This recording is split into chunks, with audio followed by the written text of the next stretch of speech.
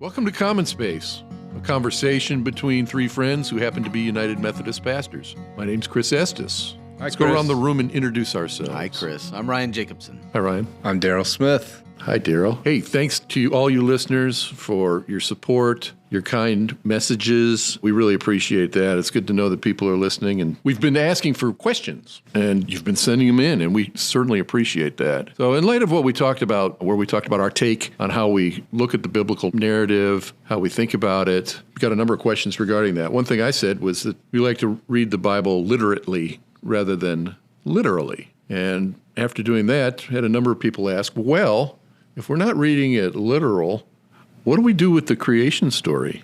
What do we do with Adam and Eve? What if we don't believe that those are literal, real stories? You know, how can we believe what the rest of it's about? So that's what we're going to talk about this week. Brilliant. Let's do it. Let's start here. So we all know that the Bible starts with the creation story. Is there just one story? No, there's two. There's two different creation stories at the beginning of our Bibles. You will read Genesis 1, and it actually creeps into chapter 2. There's one creation story, and then chapter 2, verse around 5 picks up. 4b. Yeah, 4b. Wow. Thank you. That was very specific. Yes. In 4b, we pick up the second creation story, and that's the one that runs for a couple chapters. What's the distinction between the two? So the first one is Hebrew poetry. The second one takes form of more prose type of writing. They probably had different people writing them, and they had different reasons for what they were writing, but those are just a couple of the beginning differences. Yeah, I think it's really important to note that that first creation offering that we have in Genesis 1 is a poem, because it really sets us up for a different frame of mind to receive things. There's a hilarious bit that the comedian Ricky Gervais does about his experience as a child with the poem of Humpty Dumpty. And he talks about when he was trying to piece together what the wisdom of that poem was as a child, taking things literally, it would just, he said the first conclusion he arrived at is, if you're an egg, don't sit on a wall. And then went to other places like, and if an egg falls off a wall and breaks, don't send horses to fix the egg because they don't have the dexterity necessary to perform surgery. But he's just kind of highlighting, if you receive a poem in the wrong frame of mind, you're going to come up with some wacky conclusions. If you ask a poem to answer questions it's not meant to answer, which just even begs the question, do we write poetry to answer questions, or do we write poetry for something else? So just acknowledging that what you have in that first creation story is a poem that has an actual refrain and repetition and kind of like a verse chorus thing going on should put us in a different frame of mind to talk about what's going on in it. Yeah, and even beyond that, so that's the first chapter, but you go into the second chapter, the story of creation, and the story's told a little bit differently. It's got some different order to the way it goes and things like that. But even asking a story the wrong questions can get you some weird places. I was having a conversation with a student recently, and the student looked at me and said, you know, we've been studying the Bible, and I kind of like science, and when I read those stories of creation in the Bible, they don't really make sense compared to the stuff that I love to study. So how do I reconcile that? And so we had a fun conversation about these stories. How about this? If we take it to present day, we get our doctrine of creation from these first verses, don't we? How's this contrast with other creation stories, Ryan?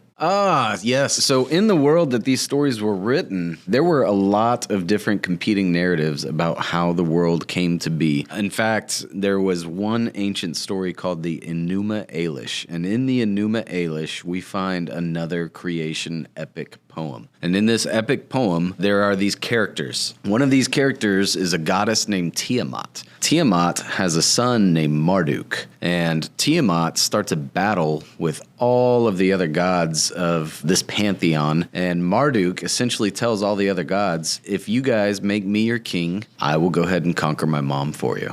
And they all agree to it. And so Tiamat and Marduk, mother and son, go to battle. And Marduk absolutely slaughters Tiamat and with her body tears it apart and essentially creates the universe. Takes half of it and makes a vault above, and takes half of it and makes a vault below. Takes some of the organs and populates what's in that vault with land. Takes some more little pieces of her body and creates trees and little animals and things like that, and then sprinkles blood onto the ground. And wherever the blood sprinkles, humanity arose. The funny thing about this poem, the interesting thing is that it mirrors the poem that we find in Genesis 1. That the order of creation, the vault above, the vault below, and then the filling of things with land, with stars, with planets, things like that, all of that really mirrors the creation narrative that we have, the creation poem that we have in Genesis 1. And the startling thing for most of us is that the Enuma Elish story is a lot older. And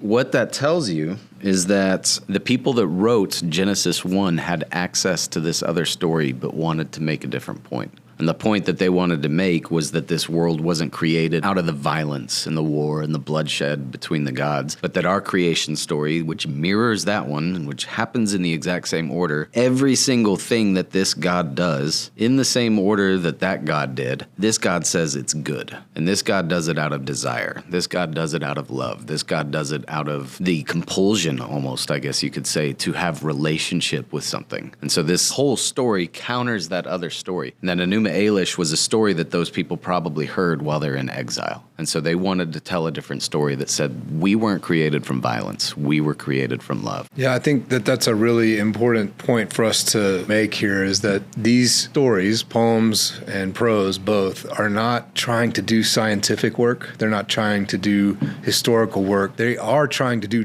deep theological work and existential work and meaning work about what it means to be alive and what it means to be in relationship to the world around you and to the creative force behind it all. They are trying to wrestle with that. Nailing down the specifics of the order in which things came to be is more poetically placed, though, than it is scientifically. There's some really important distinctions that we miss when we take these things and flatten them into literal or scientific or historical explanations. All of the big meaning and the big space that might speak into your life disappears. There's so much in these two creation poems, so much for us to work with and play with if we'll just let them breathe. Sorry for that word's putting too fine a point on it, but like that's a perfect example that second creation poem talks about this God taking dirt of the earth, which the Hebraic word for dirt is Adam, or if you're from South Texas, Adam, taking Adam, and the Hebrew word that's used there is an active word that also gets used to describe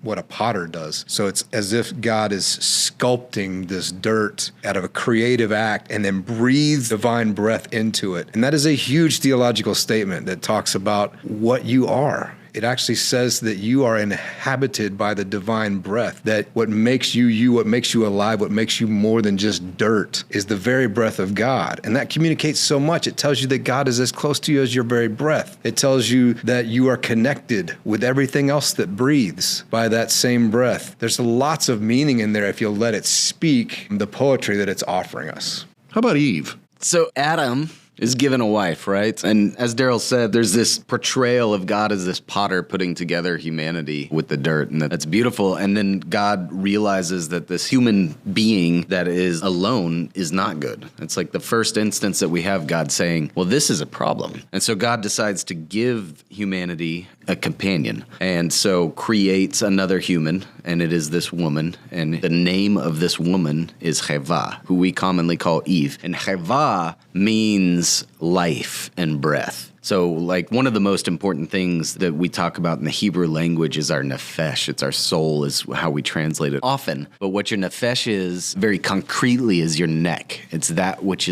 allows you to breathe. And so when God gives humanity life breath, that's when humanity receives their soul, receives that which allows them to live. It's the giving of the throat. It's the giving of life. And in Hebrew, remember that these concrete, very real kinds of things are very important. It's not an abstract idea of soul. It's the idea that if you do not have breath, you cannot live. And so if you do not have partnership and relationship and communion, you cannot live, is part of what this story is saying. See, and that's a huge point that we miss. And let's just go ahead and name it, right? Like, historically, the literalist interpretation of Genesis 2 would be very problematic because it places Eve or Chava in a subservient role to Adam, saying she was created second and she was created from man. And it would miss, and that's just a completely wrong direction that we we have used for all kinds of horrible ideas over centuries. But if you actually look at what's going on here, there's even more, like what Ryan's teeing up for us, is in that story,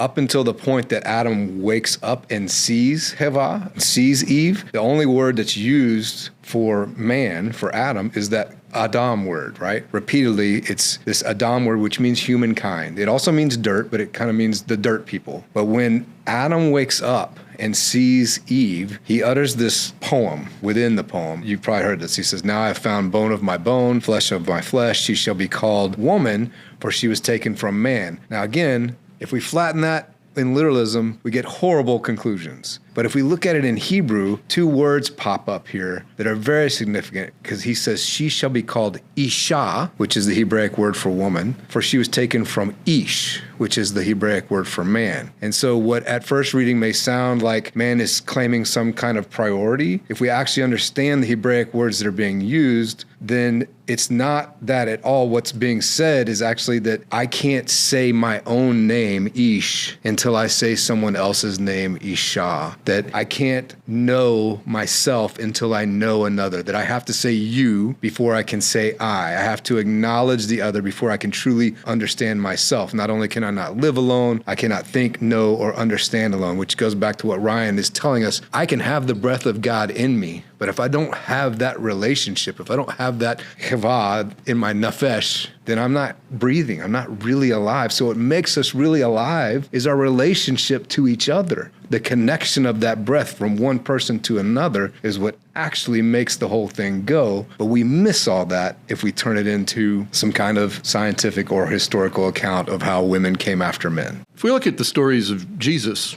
for instance, like the Good Samaritan or the parable of the two sons and the good forgiving father, I mean, none of us read that as literal, like those were literal people. Mm-hmm. You know, we understand what that is. It's making a bigger point about things. For sure. Why do you think it is that lots of people want to look at Genesis, the creation stories, Adam and Eve, as literal people, literal scientific order of creation? What does that give us? Or is that just part of our Western American mindset? I don't know that there's an easy answer to that question as to why we have this tendency to try to flatten the stories. I think there's probably more than one answer. Control comes to mind. We like to believe that we have everything controlled or figured out or mastered. And, just trying to bring order to what seems like a chaotic world, and what actually is chaotic world at times, is another reason that we try to make these stories have one point or one meaning. But the truth is, if we let them breathe, they have answers for chaos, and they have things to say about the nature of the world. And like we just talked about, this, especially the second creation story, has a very resounding hymn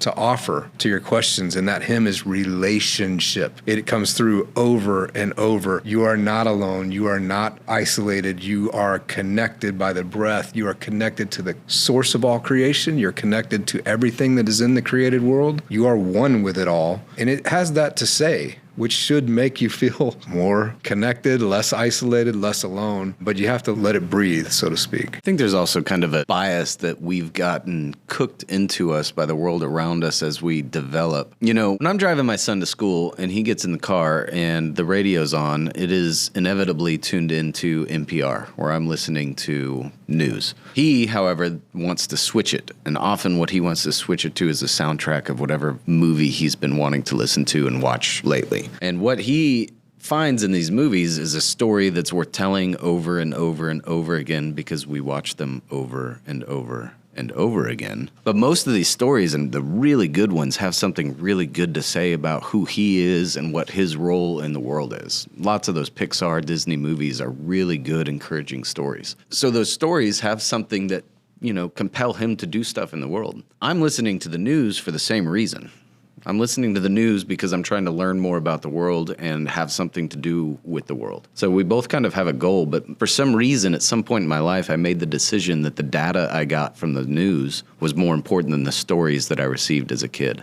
I don't know that that's necessarily always true. Yeah, or that we even have to make a choice. Yeah. It can be both and. There can be data and there can be story that connects to your heart and to your spirit. There is data in these creation accounts. Ryan's already told us we're made from love. That's data, that we're the result of a creative act of love, and that we have access and relationship and connection. That's data. But at the same time, there's more going on, and these stories should be told and even retold in our own words. We should rewrite them, and the Bible even says we should rewrite them as songs and sing them in our own words in each generation. And I think we've kind of lost that muscle. We've let that muscle atrophy over the last several centuries, where we think actually our job is to memorize it and get it under glass and preserve it in a museum and leave it alone and don't let it breathe. But we literally begin our biblical library with a story saying, let it breathe.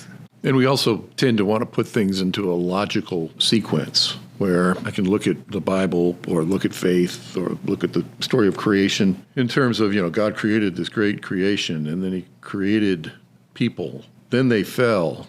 And because of that, we're in condemnation and there needs to be some sort of salvific event. And if I decide to buy into that salvific event, then I go back to the perfect scenario that God initially set us up with. Yeah, our Western minds create problems with history for sure. And this is an example. In an earlier episode when we talked about how the biblical metaphors describe God, we talked about how there's a collection of metaphors in the biblical library that talk about God as a person-like being. And there's another collection of metaphors in the biblical library that talk about God as a sacred presence that is everywhere, kind of like a breath. This would be one of the examples that has both. And that's really what our spiritual ancestors have given us, is both. They haven't given us choose one. They've said use it all. So here you have a person-like being who's a creator. Well, you're going to relate to that like you relate to a potter throwing a pot and a sculptor sculpting some art, because that's literally the words that are given to you here. That's a person-like being. But then you're also given this other story that talks about the divine breath being in you and in me and in everything. That's a sacred presence. So both of those metaphors are present here in the creation. And what we have to acknowledge about ourselves as Western thinkers with history is that when we turn creation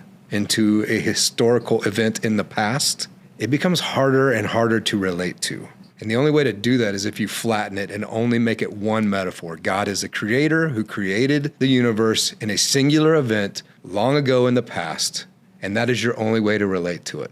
We do that, but the problem is when we do that, we're throwing out one of the stories, because there's another story right after that says God is the breath that's in you and in everything, is that sacred presence. And in that sense, in that metaphor, if God is a sacred presence that's in everything, then creation is not a singular event in the past. Creation is an ongoing present reality. God is creating even this moment right as we speak and creating the next moment, and you are invited to co-create and be a part of it. That's a whole different thing. And the invitation of these two stories right at the start is yes, both and. Bring that creator God that's a person-like being and bring that sacred presence that's the breath within you and everything. Hold them together. It's going to be problematic. It's not going to resolve into something you can memorize or put on a billboard, but you'll find room for your life there, and you'll find room for the world that you live in there, and explanations on how you're supposed to go forward and how you're supposed to live. Ryan, we've covered a lot of ground here. What's the point? A big part of the point is going back to who wrote these stories and why they wrote them to begin with. Both of these stories were likely written after or during the exile of Israel. And so in the creation poem, once again, we've got competing narratives that these people are experiencing about why the world was created, and they decided to tell this story. And at the end of this story, God creates humanity in God's image. It says that they bear God's image, and then God gives them a task. God says that you are to subdue and rule over the land that I have created. And then in the second story, after God creates the Adam figure and the Chava figure, God also gives them a task. And it says that right after breathing in the breath of life into Adam, the task is to serve and preserve the garden that they're placed in. And so in both instances, the humans are given the task of caring for that which God has given them. And so in the story number one, in the first creation poem, they're given a task using the language that they're given is royal language. It is kingly, queenly language to rule and subdue. And in the second one, it's priestly language. And so in the culture of ancient Israel, kings and priests were rather important. That's why we see different things about kings and priests throughout the Bible. That's why we see so much about Jesus as king and priest. And so humanity in both of these stories are given the tasks that God does, God's self, in the world, and eventually that we see being fulfilled by Jesus as well. Humanity is part of the authority that God has in the world, and humanity carries that authority out to make the world flourish. Yeah, and as Ryan was just saying, these biblical stories themselves were written by a variety of voices. All of Genesis was written by a variety of voices. Darrell, what does that say to us today? Is this for everybody? Yeah, I think so. I think when you open up the biblical library with a story that says the opening character is named Mr. Humanity and his partner is Mrs. Life, that is for everyone. It's a story that says we're not just dirt, we're dirt plus divine breath. And that's not just for the people who ascribe to the biblical library. It's not just for Jews and Christians and Muslims. It's for anybody. Everyone has the same beginning. We're all humanity. We're all dirt and breath people, not just the ones that look like me or behave like me or believe like me, but everyone from the very beginning that has the breath in their lungs, has the Spirit of God within them. And there's this unmistakable statement that says, you, Chris, are a bearer of the divine breath. And so is the person sitting next to you, Ryan, and so is your neighbor, and so is your enemy.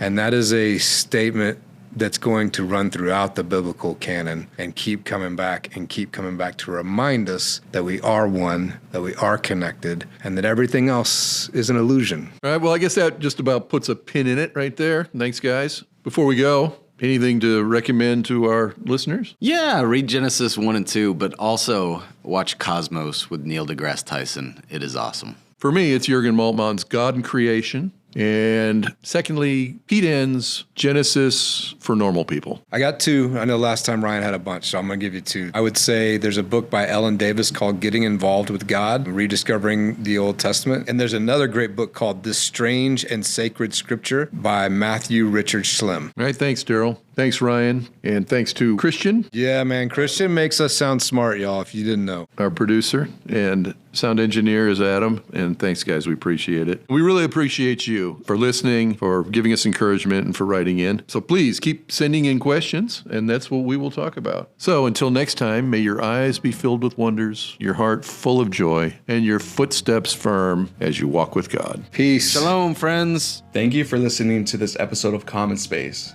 Don't forget to follow or subscribe to this show so you don't miss a single episode.